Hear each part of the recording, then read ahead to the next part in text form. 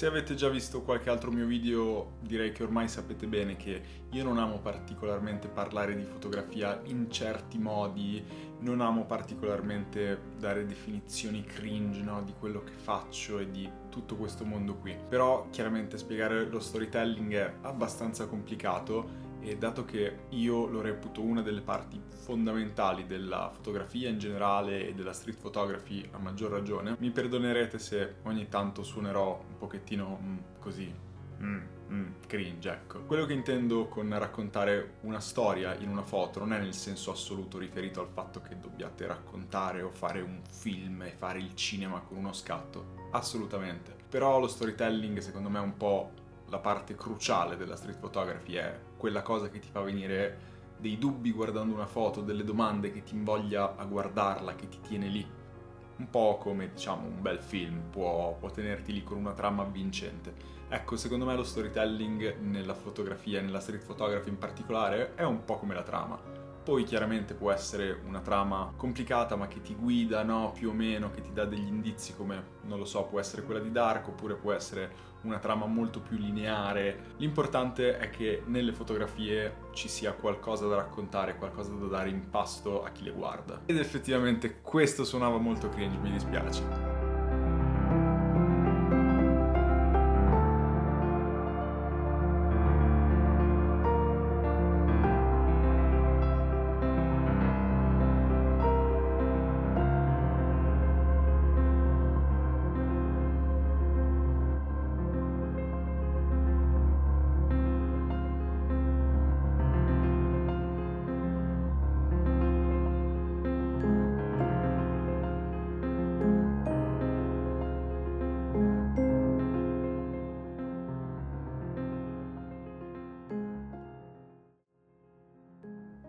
Una delle cose sulla quale tutti quanti prima o poi ci scontriamo o ci siamo scontrati è l'attrezzatura. Mi serve questo per fare quest'altro, mi serve quest'altra cosa per fare quest'altra cosa ancora. E sì, la verità è che l'attrezzatura conta e conta tantissimo, fa veramente la differenza, ma fa veramente la differenza solo nel momento in cui sai cosa ti serve e perché ti serve. Se ti stai ancora chiedendo se l'attrezzatura è importante o non è importante, vuol dire che per te l'attrezzatura ancora non è importante, te lo assicuro, perché dal momento in cui tu hai consapevolezza dei tuoi mezzi, hai consapevolezza della tua fotografia, di ciò che vuoi, di ciò che sai fotografare, non ti poni più certe domande e sai che per raggiungere un determinato risultato hai bisogno di determinata attrezzatura. Diciamo che secondo me l'attrezzatura nella street photography è sì utile, sì serve, soprattutto avere magari un autofocus un po' più performante. Io per esempio come macchina principale ho la Sony A7R5 che mi garantisce un autofocus preciso, fulmineo ogni volta che voglio, che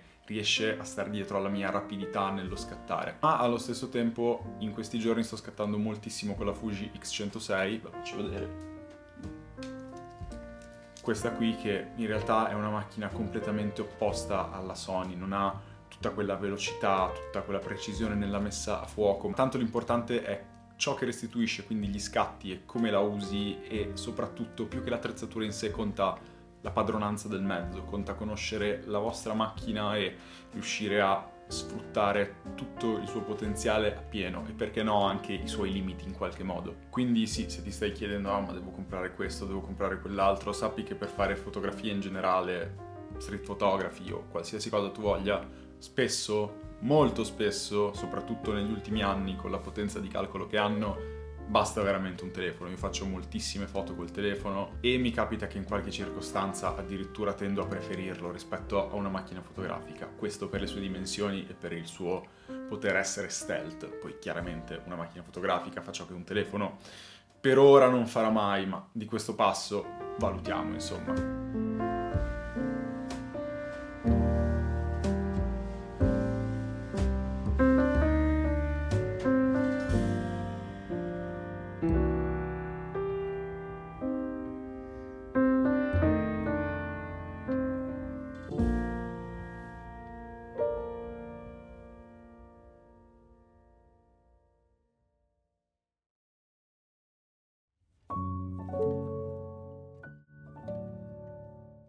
Quando vi impallinate nella street photography, quando il fuoco deve essere perfetto, quando i tempi di scatto devono essere veloci per evitare il micromosso, quando dovete avere per forza l'obiettivo ultraluminoso per fotografare di notte, ecco, anche meno. Anche meno in realtà in generale, perché la street photography in particolare, ma la fotografia non è fatta per forza di numeri perfetti e precisi, perché non è un compito di matematica. La fotografia è... non lo voglio dire perché suona cringe, ma penso che abbiate capito.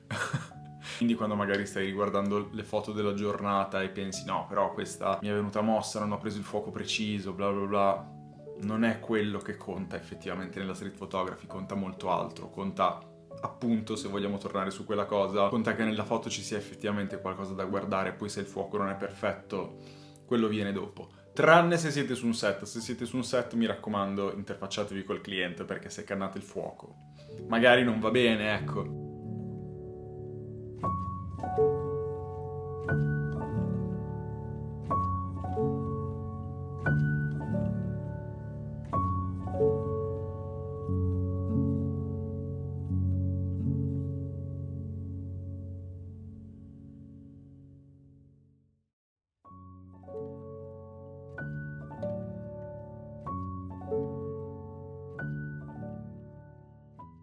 Questa è un'altra di quelle cose che in fase di scrittura di questo video non sapevo proprio come porla, quindi la faccio a braccio e cerco di essere il meno irritante possibile con questi discorsi. Ma piuttosto che cercare un risultato quando usciamo per fotografare, cerchiamo di goderci l'esperienza, cerchiamo di essere fuori e di goderci quel momento, di divertirci, di distrarci, perché magari lavoriamo tutto il giorno e quando usciamo con la macchina fotografica vogliamo solo stare un po' più tranquilli e fare quello che ci piace senza dover per forza pensare a devo fare per forza la foto perché sennò mi licenziano, perché sennò il cliente non mi paga, perché sennò non mi richiamano. Cioè, anche meno. Soprattutto perché se deve essere sempre un lavoro costante, un avere dell'ansia addosso, un dover cercare per forza un risultato, non ti godi il momento e non ti diverti e secondo me dopo un po' ti passa anche la voglia. E poi sicuramente una giornata in cui magari non hai tirato fuori nessuna foto buona non è una giornata persa, perché vuol dire che hai fatto pratica, che sei stato in strada, che magari ti sei interfacciato con persone, vuol dire che stai avendo comunque un senso critico verso ciò che fai. E in realtà è sempre una buona cosa. Allora, siamo arrivati alla fine, io spero che il video vi sia piaciuto e po' più differente dal solito. Se vi è stato utile, se lo avete trovato interessante, insomma, quelle cose lì, iscrivetevi al canale, lasciate un like, magari lasciatemi un commento col vostro pensiero riguardo a tutte queste cose qui o insomma se avete dubbi, domande. Vi ricordo inoltre che in descrizione trovate gli altri link anche per potermi seguire su Instagram, su Threads, su TikTok, potete dare un occhio al sito col portfolio, insomma, quello che vi pare. Noi ci vediamo sempre qui con un prossimo video.